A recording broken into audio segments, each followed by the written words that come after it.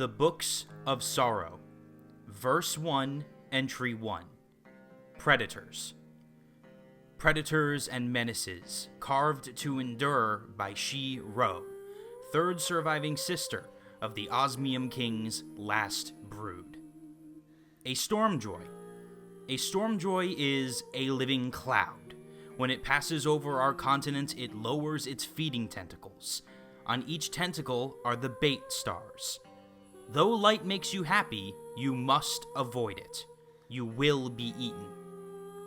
A Stormjoy is a good way for an old person to choose death. Also, a daring knight can cut the bait stars from the tentacles. I have 6. Falling. If you fall off the edge of the continent, you will die in the ocean. This is a special hazard when our father, the Osmium King, uses the engines. Helium drinkers. The currents of the Fundament Ocean bring us to other continents.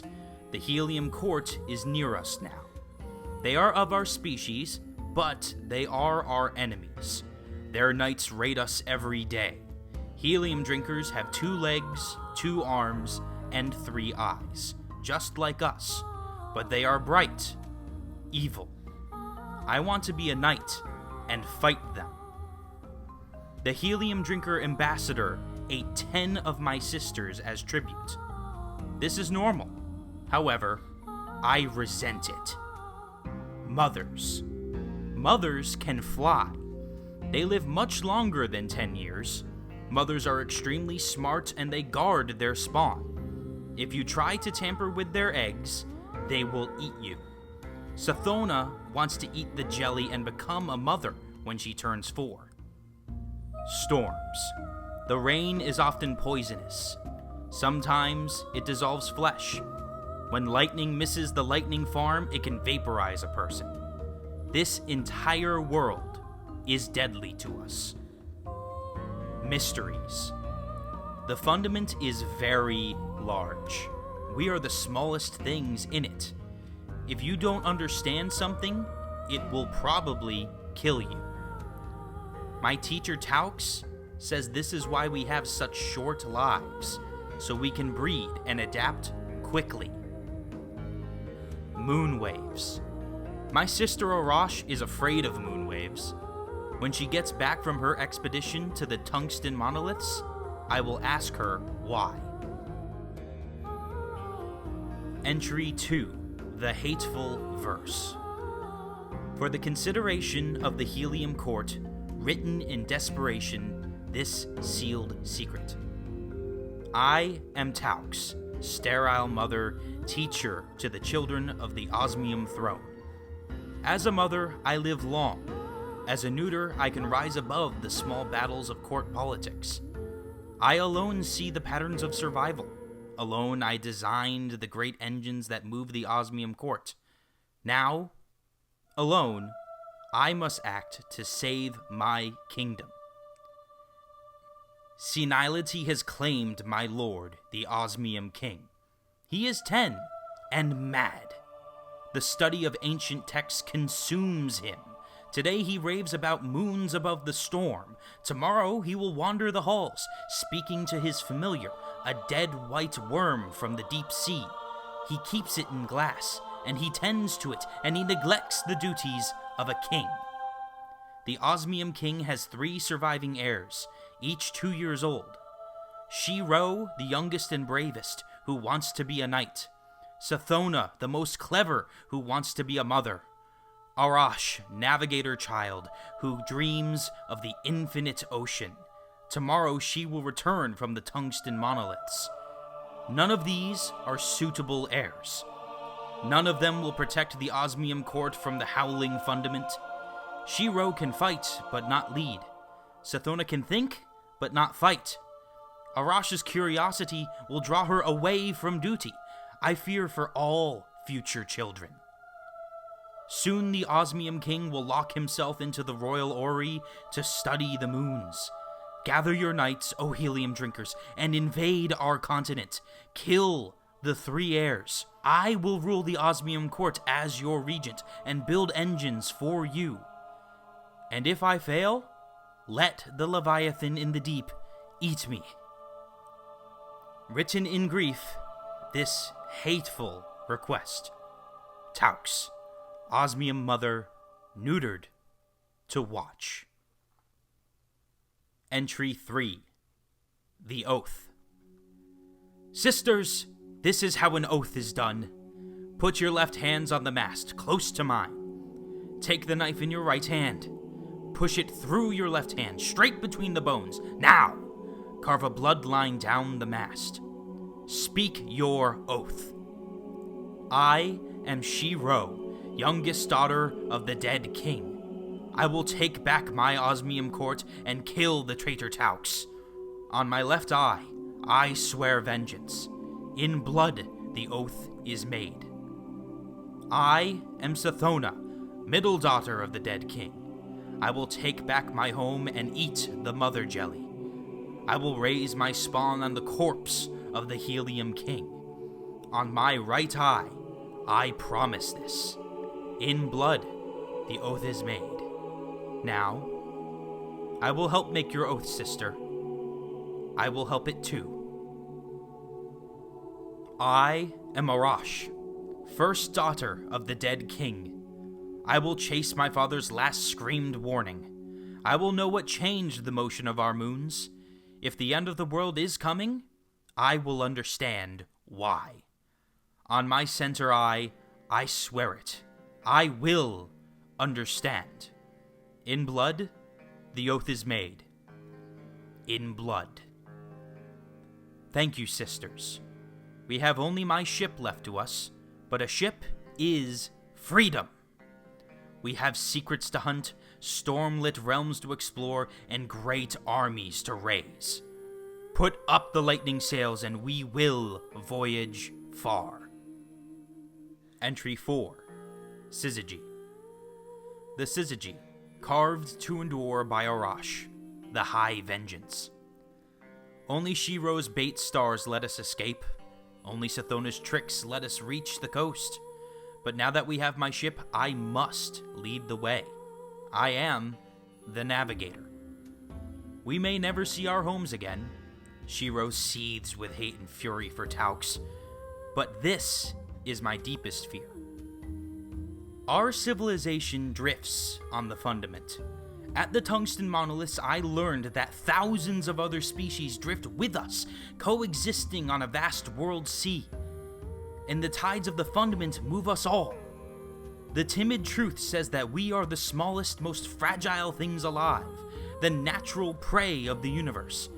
Taox would have us believe that our ancestors came to the fundament to hide from the hungry void. My father died afraid, not of vile Taox or of the helium drinkers, but of his Ori. He screamed to me, "Aurash, my first daughter, the moons are different, the laws are bent." And then he made the sign of a SYZYGY. Imagine the 52 moons of the fundament lining up the sky.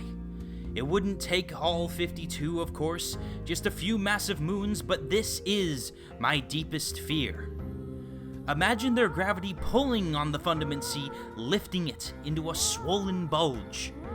Imagine that bulge collapsing as the SYZYGY passed. A wave big enough to swallow civilizations. A god wave. I have to find a way to stop it before the god wave annihilates my species. If I could only get back to my father's Ori, I could learn exactly when. We are weeks of travel and many continents away from home. When I'm paralyzed by fear, She-Ro sits in the cabin with me and comforts me with soft, brave words. But more and more, we have come to rely on Sathona's wit. She will go off to be alone. She insists she must be alone. And return with some mad idea. Steer into the storm, throw down a net, eat that strange beast, explore that menacing wreck. Somehow, Sathona seems to manufacture good luck by sheer will. Entry 5. Needle and Worm. My secrets, carved in my code by Sathona, the right eye of vengeance. This year of wild voyaging, these lightning nights and golden days, these forays into ancient wrecks and wind-blown flights from monsters, these are the happiest times of my life. 2. I want to be a mother not because I want to spawn, but because I want a long life. Long enough to make a difference. We have been at sea a year and I am afraid. Afraid we will die out here. 3. I know where to find secrets. I know where vast, slow things with long memories live. 4. The Needle Ship. The Needle Ship, carved in my code by Sathona. A liar. We salvaged the needle from the SYZYGY maelstrom. I knew it would be there. 2. The needle is a gray ship, as long and slender as hope, as unbreakable as time, and old. Older than death.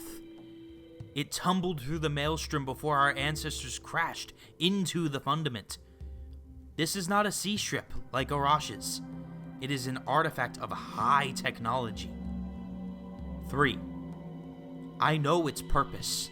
I know what happened to the crew. 4. Shiro wants to sell the ship at Katarn Atoll where species gather. At auction it would earn us enough wealth to hire mercenaries. We could retake our Osmium court and send the baby-eating helium drinkers screaming into the ocean. 5. But I told Shiro the ship was worthless. 6. Aurash wants to open the ship and see if we can take command of it. I know this is the right thing to do. I know because I asked the worm. The worm, carved in my code by Sathona, who should be afraid. 1. It was my father's familiar. I ripped it from him as we fled. It is a dead white thing, segmented, washed up from the deep sea. 2. It's dead, but it still speaks to me. It says, "Listen closely, O vengeance mine." Entry 6. Sisters. A register of tokens and gestures exchanged before the end of sisterhood. Shiro, my brave sister, you have worked too hard to move the carcasses out of the birthing room. Come, steer the ship for a while. Take joy in what our needle can do. Shiro tried to protest, but secretly she was so glad for Aurash's care. She flew the needle ship in cutting circles down beneath the sea, and their wake rose up to the surface like a traitor's dying breath. Aurash, lonely navigator, we have traveled so long with only each other. I know you love to hear and speak new tongues. Come, sit in the flesh garden room. I will read you these stories I bought at Kaharn. Aurash sat amongst the mummified flesh fans with her 2 eyes closed and listened in silence to Sathona's stories, hungry to understand, voracious to know as much as she could before her 10-year life ended. Later, Shiro said, "Sathona, cutting mind of yours, you grow lonely in your thought. Play swords and lanterns with me." But Sathona was heavy with sorrow, and couldn't pretend any joy as she chased Shiro through the needle's glistening halls. "Sathona, pensive one, what is it? What troubles you?" Her sisters listened as Sathona said, "Oath-bearing siblings, we are 5 years old.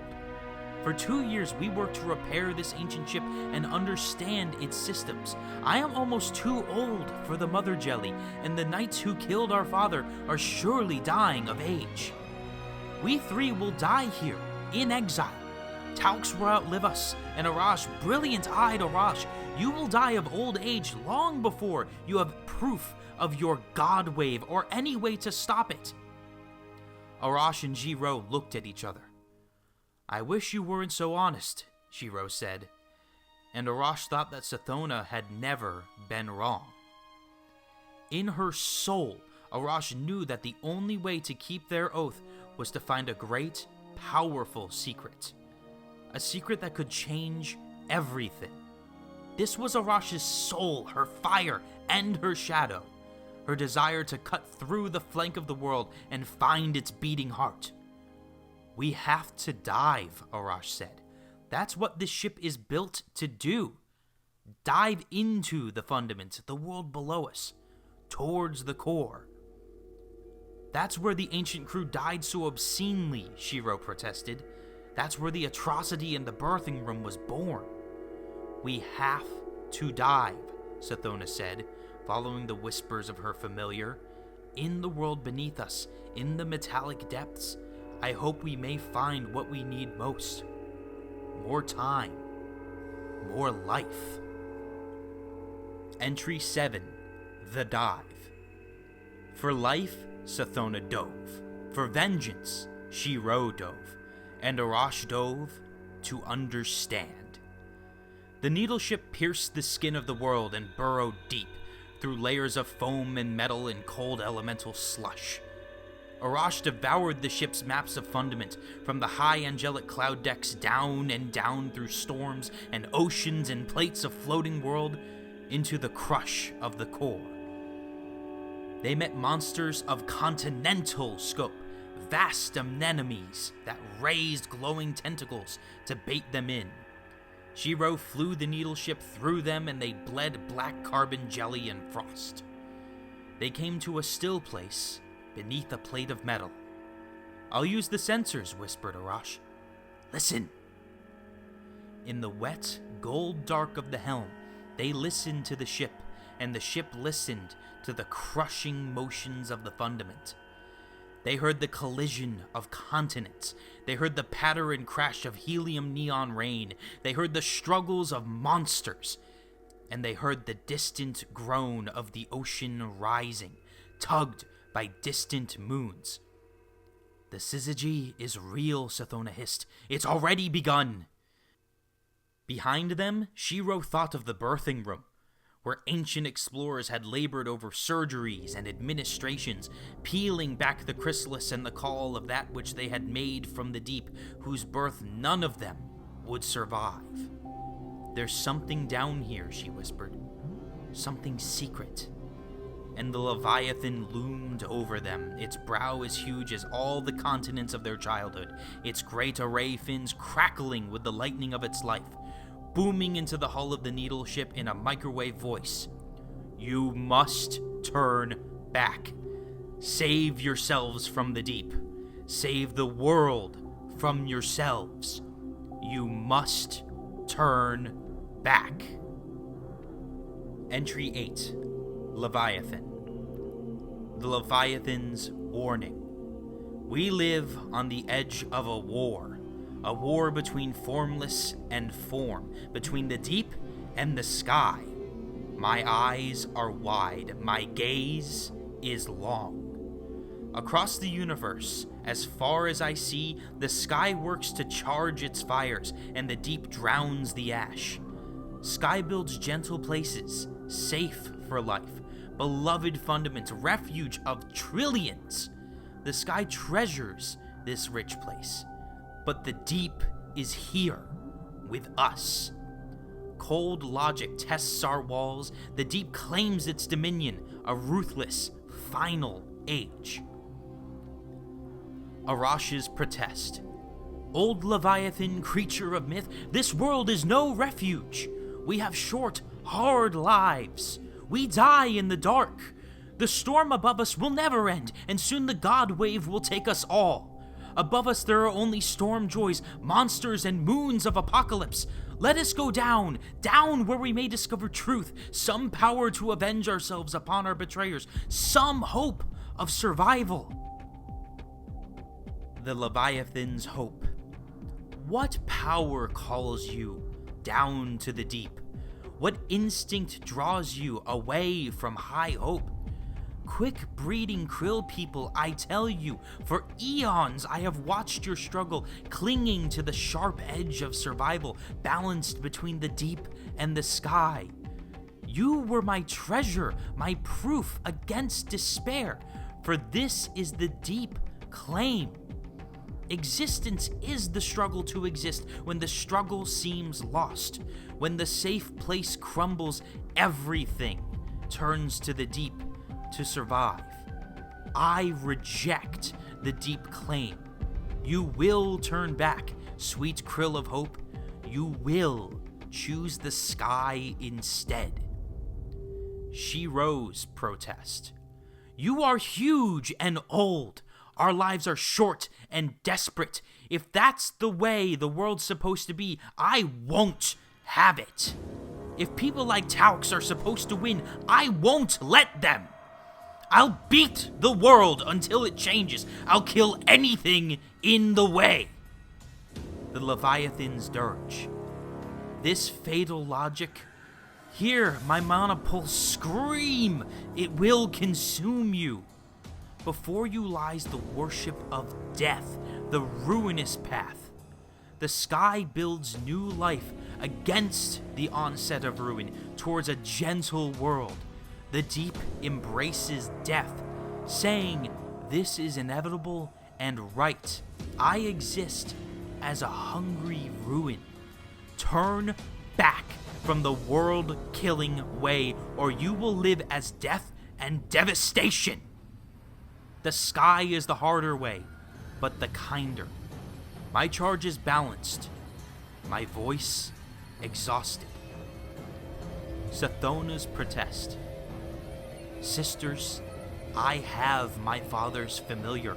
Look, it answers me in plain words. It helped me to find this ship. It gives me strength when hope is lost. Who will you trust? A voice that wants us to live and suffer as we have lived and suffered? The Leviathan that offers no hope against Taox or the world wave? Or the plain, honest worm? Let us see where its whisper leads us, Aurash. Let us go deeper, Shiro. Let us dive, O sisters mine. Entry 9. The Bargain. You are Aurash, heir to the Osmium throne. You stand on the naked hull of an ancient ship. You stand exposed to the crushing pressure and ferocious heat of the deeper fundament. It should annihilate you. It is by my will alone that you survive. I am Yul, the honest worm. Behold my passage. Behold my vast displacement, my ponderous strength, my great and coiling length, my folded jaws and curled wings. Behold the hiving city symbolic with my flesh. I am fecund, Aurash. I am the beginning and end of lives. Behold Ayer and Zol and and Akka, the virtuous worms. Look upon us and know that we are good. For millions of years, we have been trapped, growing in the deep. From across the stars, we have called life to the fundament so that it might contend against extinction. For millennia, we have awaited you, our beloved hosts.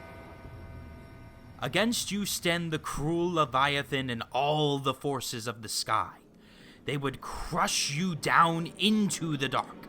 They have arranged their moons to drown you in fear of your potential. We want to help you, princess. We offer to each of you a bargain, a symbiosis. Take into your bodies our children, our newborn larvae. From them you shall obtain eternal life. From them you shall gain power over your own fragile flesh, the power to make of it as you will. And should you find an imperfection in the world, an injustice, or an inconvenience, you will have the power to repair it. Let no mere law bind you. We ask one thing in exchange, O princes. You must obey your nature forever. In your immortality, Aurash, you may never cease to explore and inquire for the sake of your children. In your immortality, Shiro, you may never cease to test your strength. In your immortality, Sathona, you may never abandon cunning. If you do, your worm will consume you. And as your power grows, O princes, so will your worm's appetite. But we offer eternity, Aurash. We offer you a chance at the universe. Would you deny your people infinity? Reach up to me. Let my flesh be your sacrament.